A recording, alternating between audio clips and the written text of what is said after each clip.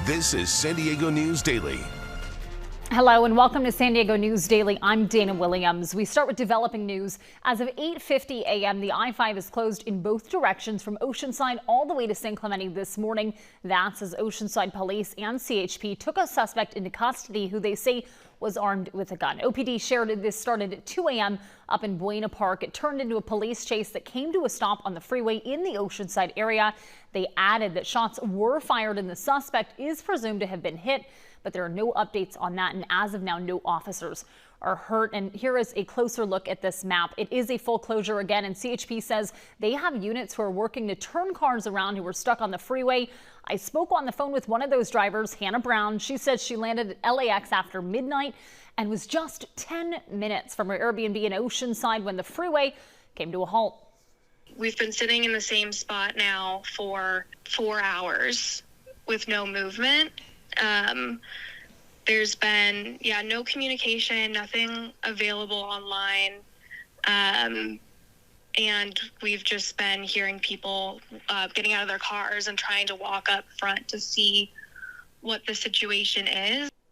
And the turnaround for drivers that CHP is working on, if they're heading north, the turnaround is at Harbor, and if they're heading south, it's at Las Pulgas. It is not clear how long this closure will last. We will continue to bring you the latest updates on NBC7.com. This morning, we have a desperate plea from a San Diego nonprofit, the Logan Heights Community Development Corporation. They need your help making the holidays better for hundreds of local kids. The group collects toys to give to kids in need. Last year, they got about 3,000 toys that were donated, but now a spokesman for the group says that they've only gotten 8. They were hoping to have 1,000 available, and there's not a lot of time left. This time of the year, for some reason, different than any other year, has been very difficult. A lot of people are suffering, a lot of people don't have, and we are trying to soften the blow as possible. But they need help. 568 children have been registered to get a gift this Christmas. The drop-off deadline is right around the corner on December 4th. Now to the race for California governor. It is still months away, but the race to succeed Governor Newsom is heating up. This week, Bay Area Congressman Eric Swalwell officially launched his campaign. This great state needs a fighter and a protector, someone who will bring prices down, lift wages up. I came here tonight, Jimmy, to tell you and your audience that I'm running to be the next governor of California. Swalwell represents the 14th California Congressional District, which covers parts of Alameda and Contra Costa County. He joins a crowded field of Democratic candidates, including billionaire Tom Steyer, who threw his hat in the ring this week. Some Republicans who are gaining traction include Riverside County Sheriff Chad Bianco and former Fox News host Steve Hilton. The large group will have just a few months to make their case to the millions of American and California voters. Anyone who wants to be the next governor of California first needs to get Californians to know who they are, right? And that is really difficult to reach 40 million people through all these different media markets and the social media into which we're fragmented. So they've got to get people to know who they are, and they've got to get people to like and trust them. That primary election is set for next June. A driver involved in a crash that killed a 12-year-old Encinitas girl last spring will face manslaughter charges next week. Last April's car crash on Encinitas Boulevard took the life of Emery Chalakian. She was using a crosswalk to head back to her dance studio. One of the drivers involved, 44-year-old Eddie Sengendo, is set to appear in court on Monday. Investigators previously said DUI was not suspected to be involved. In the meantime, Emery's family and community members are focused on making the roadways safer, calling for red light cameras and speed reduction measures.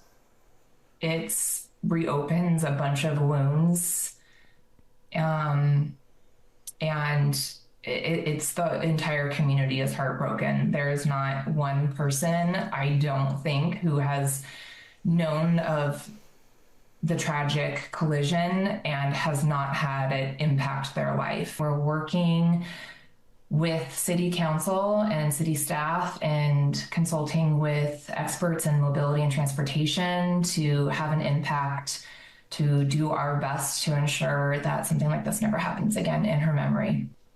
As part of a bigger push for safer streets, Encinitas has about a dozen electronic signs around the city, but one of those signs was recently hacked with safety messages changed to explicit pictures and words. NBC7's Dave Summers tells us what is being done about it. Encinitas leadership believes someone waited for the cover of darkness to reveal this message. Andre is It's not funny because it was obscene. Mayor Bruce Eilers, just as strongly offended by a certain part of the male anatomy programmed into this same sign. My assumption is they view it as a prank, and pranks often go wrong, and we want to stop it before the pranks go wrong. The variable message board, VMS, isn't owned by the city. Mayor Eilers says an Encinitas hired subcontractor brought it for repairs near the corner of Saxony Road and Leucadia Boulevard. Someone broke the lock, got control of the keyboard, then changed the display. The sign hack came to light during a city council recess Wednesday night. Someone in the gallery approached District 2 Councilman Jim O'Hara and showed him the video.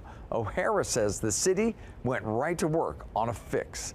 I would hope certainly that these are pranks. These are not people who intend to harm people or cause harm. The prank comes at a time when some Encinitas neighbors are calling for a roadway emergency declaration. The death of 12-year-old Emery Chalakin was a wake-up call. She was killed in this crosswalk, collateral damage of a two-car crash on Encinitas Boulevard.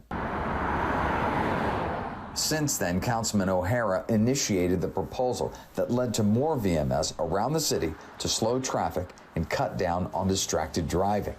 Mayor Eilers says the city hired 2 more traffic deputies, and once a month they conduct maximum enforcement days. Unfortunately, we've had a couple of fatalities, children killed in the last couple years, 3 years, and we just need it to stop. Who did it is really anybody's guess. So far, they have no clues or suspects.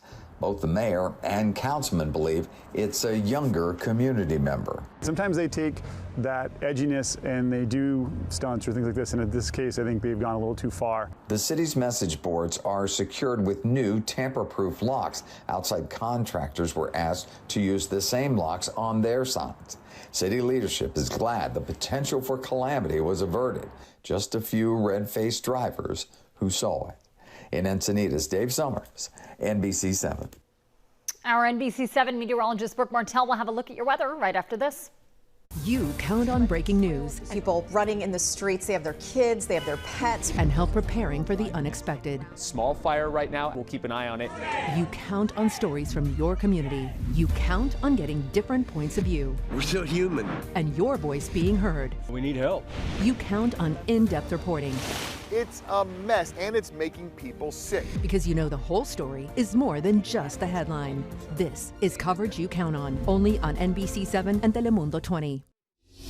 Happy Saturday. I hope you had a great week. We are still dealing with a little bit of that residual moisture from yesterday's system, so slight chance of rain this morning, but going into this afternoon, that should clear up, but you'll still have the clouds. We'll have some breezy conditions as well. By tomorrow, we'll start the morning with some fog, slightly warmer and sunny, and looking ahead to this week of Thanksgiving, I mean, warmer conditions are certainly going to be on tap, but I wanted to show you the 7-day rainfall totals. Check these out.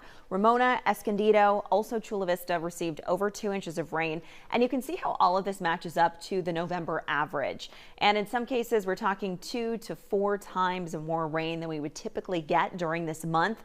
That's certainly the case even for San Diego International Airport, getting over 3 inches of rain. A lot of those areas along the coast did pretty well with that rainfall. Now, taking a look at the drought monitor, how did this impact everything? Well, we've seen some improvements, which is really great. And what you're seeing on this particular map is actually from the data that came in from last weekend's storm. So 29% of the state is abnormally dry. That's actually really good for this time of the year. Under about the moderate drought category, 15% of the state. And that does include San Diego County. The entire county is under that category. But like I said, that's an improvement. There were areas that were under that severe drought category prior to this most recent drought monitor. Here's a look at your daytime highs for this Saturday. Mid-60s at the coast, low to upper 60s over the inland valley communities. A little bit cooler though over the higher elevations. If you're heading to the mountains, 40s and 50s. It's going to feel so nice and seasonal up there though, although expect some rain to be moving through the area there this morning and even into portions of your afternoon.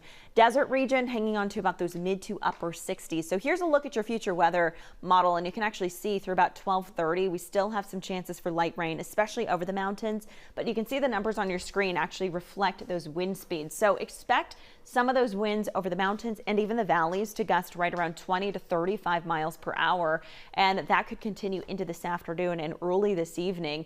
That as well for the coastline. Actually, we could get some breezy, moderate wind conditions picking up going into your afternoon and evening. Breaking down the details of this upcoming week, what you can expect. You could see mostly sunny skies Monday, Tuesday, Wednesday.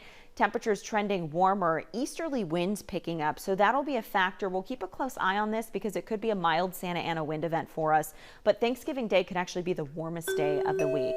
And here's a look at your 10-day forecast. You see that nice trend with those temperatures heating up a little bit, close to the 70s as we get close to about Thanksgiving Day on Thursday, upper 70s for the Inland Valley communities. So this means we're trending right around or just slightly above the seasonal average. For the mountain communities, getting out of those 40s back to the 50s and 60s. We'll see more 70s in the forecast for the desert region. Dana. Brooke, thanks so much. The Witches of Oz are once again working their magic at the box office. Wicked for Good is now in theaters, and an Escondido native has a special connection to the movie and, of course, one of its stars. I know I'm who I am today because I knew you. Think of what we could do. Wicked for Good is the second half of the story, which is based on the long-running hit musical. You may remember we told you about Escondido native Allie Trim, who currently stars as Glinda on Broadway. She made her Broadway debut as a teenager in 13 the musical, and Ariana Grande, who plays Glinda in the movie, was her understudy. They recently reunited at a screening of Wicked for Good in New York, along right there with another one of their 13 castmates. Allie told our Audra Stafford it really was a full circle moment.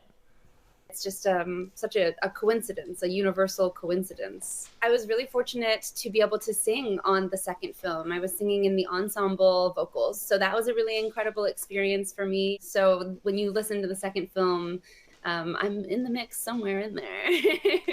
And if you look really close at the end credits for Wicked for Good, you can see Allie's name alongside some other current and former Wicked cast members. There's more coverage you can count on at NBC7.com, and you can always find us on your Roku or your Samsung Smart TV app. Thanks so much for watching. I'm Dana Williams.